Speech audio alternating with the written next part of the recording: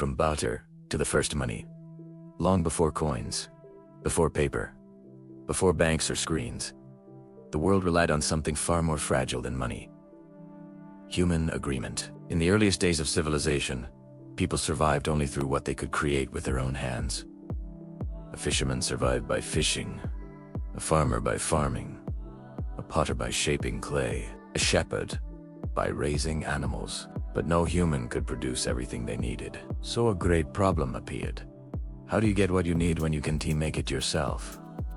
The answer was barter. Imagine an ancient village, hot sun, dusty air, animals, shouting, negotiating, trading. You carry a basket of grain, hoping to exchange it for meat, tools, or cloth. But the butcher may not want grain. The toolmaker may have enough already. The weaver might want salt instead. One trade could take hours. This was the double coincidence of whence barter's fatal flaw. You needed someone who wanted exactly what you had, at the exact moment you wanted what they had. If not, the trade failed. Still, humanity used barter for thousands of years. Every exchange was uncertain. Every negotiation began with doubt. Yet societies survived. But as populations grew and small villages became cities, barter collapsed under its own weight. People needed something more reliable, something everyone would accept. Slowly, almost accidentally, commodity money was born. Different regions used different items. Rare shells, polished stones. In Rome, salt. In Asia, spices worth more than gold. These objects became money not by decree, but by agreement. Commodity money became humanity's first universal symbol of value. As trade expanded across deserts, mountains, and seas, new problems appeared. Who owed what? How could debts be recorded or proven? Around 5,000 years ago, humanity invented something extraordinary: accounting.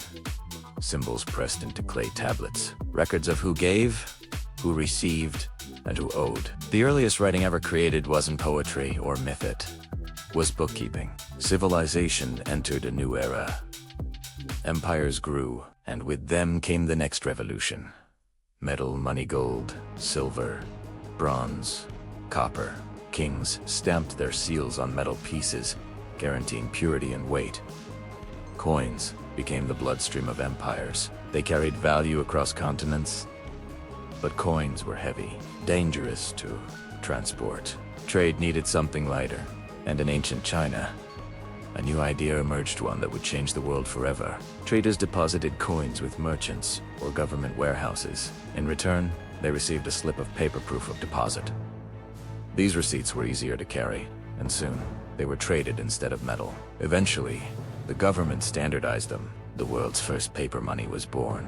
For the first time, money didn't need to be metal. It could be ink and fiber. As paper money spread, markets expanded and cities flourished. Behind the scenes, another transformation was unfolding. European goldsmiths stored merchants' gold in vaults. They issued paper receipts as proof. People used these receipts in daily trade because they were lighter than coins. Then goldsmiths made a discovery that changed history. People rarely returned for their gold. Most simply traded the receipts. So goldsmiths issued more receipts than gold they held. They created money out of nothing, backed only by trust. This was the birth of banking. With banking came loans, credit, interest, and a new understanding. Money didn't need to be physical. It could be a promise and entry in a ledger.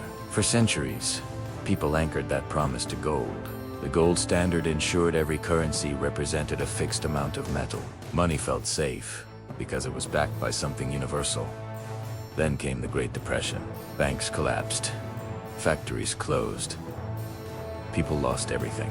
Governments realized the gold standard was too rigid. They couldn't print money to save the economy because they lacked gold to back it. So one by one, nations abandoned gold. They introduced fiat money currency backed not by metal, but by government authority. Its value depended on trust in institutions, not gold. This was one of the most radical shifts in human history.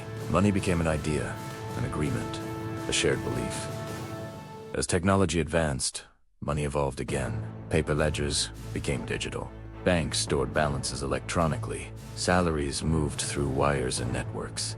Today, more than 90% of all money exists only as digital entries, not physical coins, just numbers moving across servers. Then came 2009.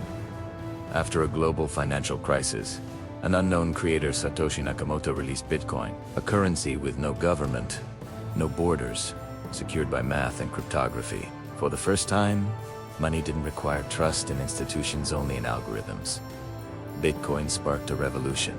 Thousands of cryptocurrencies emerged, challenging the very idea of money. Some called them the future. Some called them illusions, but no one could ignore them. Today, humanity stands at a crossroads. We have journeyed from barter, shells, metal, paper, fiat, digital, crypto. Each transformation reshaped societies. Each shift created winners and losers. And now the same ancient question returns. What is real money? Is it gold? Paper? A number on a screen? A blockchain secured by code? Or is money something far deeper, something invisible? Something powerful. Money is trust. Money is belief. Money is the story we agree to tell together, a story strong enough to build nations, topple empires, create markets, and spark revolutions. Real money isn't found in vaults. It doesn't come from machines. It exists in the shared imagination of humanity. From ancient fishermen trading grain to modern traders watching glowing screens, the meaning of money has always been the same. Money is a bridge between human needs and human dreams. The journey of money continues. From barter to crypto, every shift reshaped our world. Today, digital currencies and blockchain challenge what we once believed was valuable. Money is no longer just coins, notes, or numbers. It is the collective story we tell together. The question now is yours. The future of money is being written. Make sure your story counts. Every great shift in history created new leaders. You are living in the most important financial revolution in human history. Don't watch it happen, be part of it.